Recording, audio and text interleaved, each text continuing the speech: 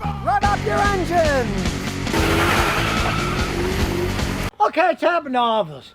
We're driving down the road, we got the AC on, fresh air, not recirculate, and we can smell a burning smell. In this case, it's an oil burning smell. It smells like oil, so what do? You put on your gloves and get to work. Now, I've been wearing these gloves long before there's any kind of virus attack, because I'm lazy and I like wash my hands, and it actually keeps you from getting cuts and chemicals on your hands. So these gloves are real handy. So let's open the hood, see where that smell's coming from.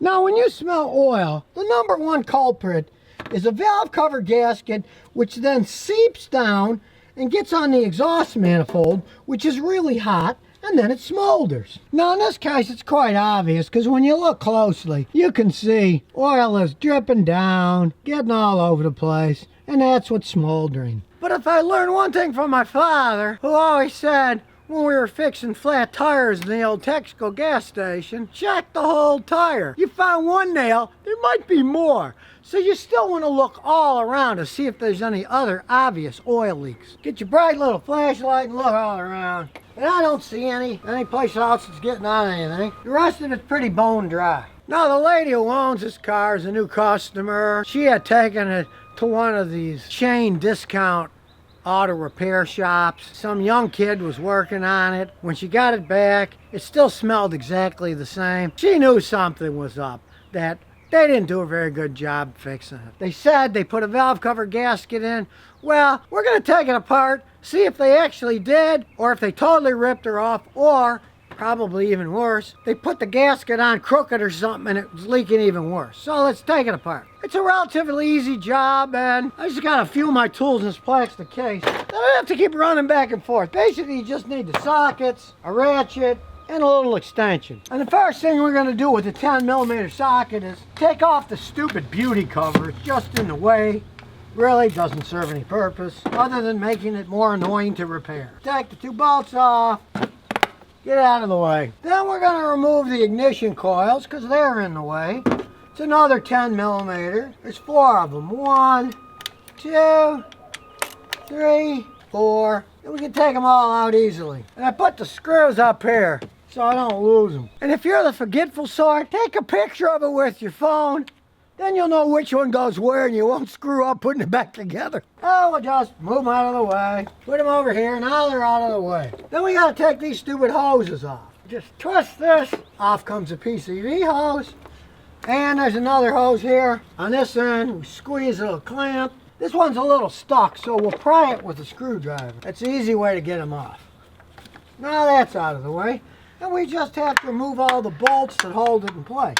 And handy enough, they're all 10mm too. We'll just loosen them one at a time.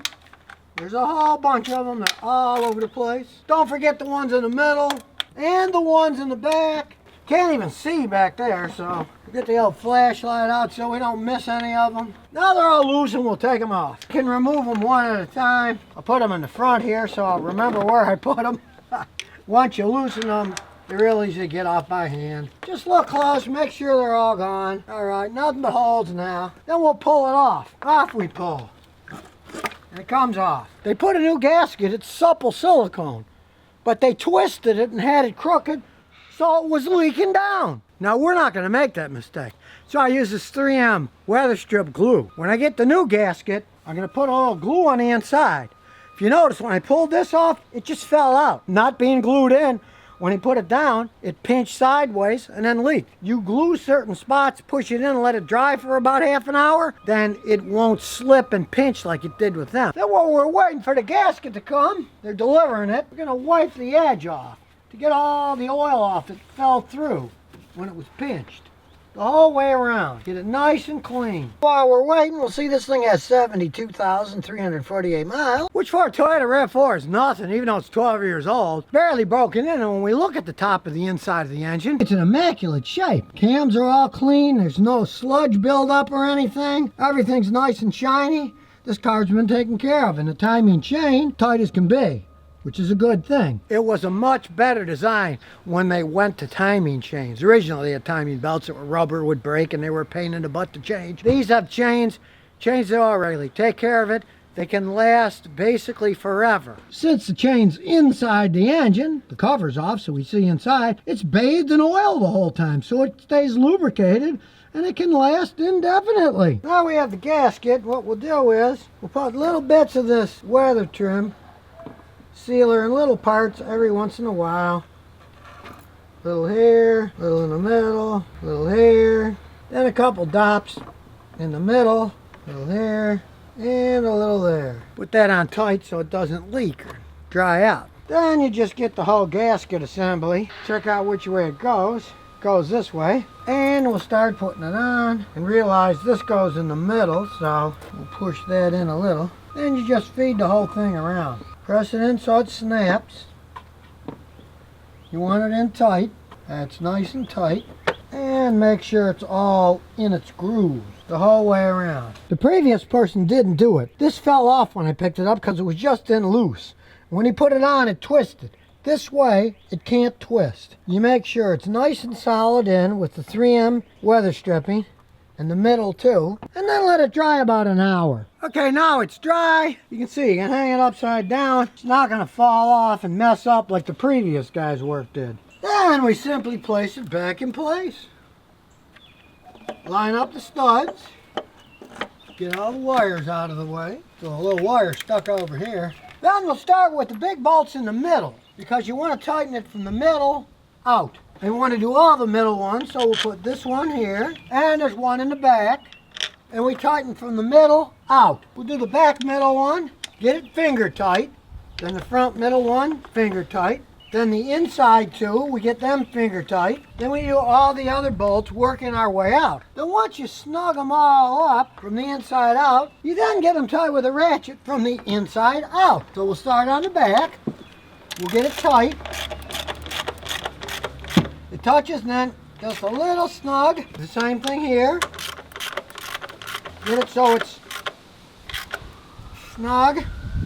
Then we'll do the inside one here, the other inside one. Then we do the outside ones and the other outside one. And the top one here, and then the top one on the other side. And then the last two. Now we know they're nice and tight, and we know they didn't bend and twist and leaking like before because we had glued parts in so it didn't fall down and overlap. Then we find the hose that's over here somewhere. There it is. Put that back on, squeeze that clamp, on it goes. Then we'll go over to the other side, do the PCV hose. Squeeze the clamp, put it on, then all the ignition coils go back on. Get them out of the hole they fell into. That one goes there, and goes here, and that one goes there. And we put the 4 10mm bolts back in. You gotta wiggle to line them up. Then we just tighten them all up. Then we get the ratchet out and finish them off. Thing we're gonna check, the oil cap. See the old one? The gasket's pretty much flush, it's worn out. Here's a new one with a new gasket. You can see this gasket's gonna seal better than this one, so we're gonna change the cap too. Now people often don't think about the cap, but that dumb gasket can wear out, so it's on, spin it, get it nice and snug. And of course, you don't know how much oil was lost, so we'll check the oil. Well, it's not even on the dipstick, so we're gonna have to add some oil. So we'll add some oil, put in 1 quart first, and as we measure it, we can see it's on the bottom dot. That means it needs a whole quart. So in goes another quart. So we'll check it again, and now it's on the top dot, it's full. Screw the cap back in, make sure that gasket doesn't fall off. And of course, we're gonna start it up, check for oil leaks.